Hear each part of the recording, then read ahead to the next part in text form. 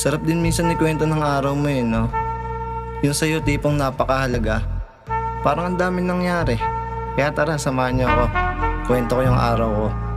Pagkagising ng umaga magtitimpla ng kape, tapos iisipin mga di natapos kagabi. Pag dumapos sa aking utak mga planong matindi, agad-agarang kikilusan bago pa ako mahuli. Araw-araw ay iba-iba pinapasan, mga dati lang na mabigat gumagaan. Di nilagpasan, bagkus tinutuldukan, kaya hindi swerte kung ano ang tinutungtungan. Pagpatak ng alas 12 ng hapon kami kakain, kasama ang pamilya, masarap ang nakahain. Pagtapos magpausok ang pagkain pababain, tapos balik ulit ako sa naiwang gawain. Alas 3 na pala din na malayan, sa sobrang busy ko ilang oras ang dinaanan. Sayang kung kukwento ko lahat ay kukulangin, etong beat na nilapatan baka pwedeng pahabain. Alam mo na yung kasunod medyo pagod na, kasi alas 7 na naman lagot.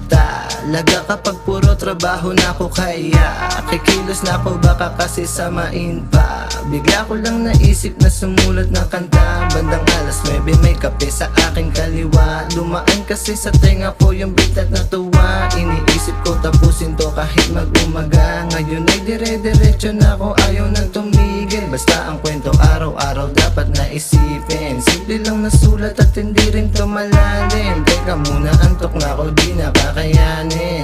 Uy teka, anong oras na pala? Alas 4 na ng madaling araw, putik.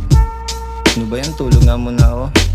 Ay, panibagong araw, medyo late na nagising. Nagluluto na si misis, baka pwedeng patikim ng ulam na pinirito, masarap yung papakin. Habang may kape ulit ako na dapat inumin. Salamat nga pala sa tumapos na kinig, sulit din yung araw ko itema kahit makulit. Alas 4:30 na magmimerienda, tara eat. Tapos na ako sumulat, balik trabaho na ulit.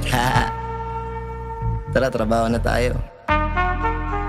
Let's go!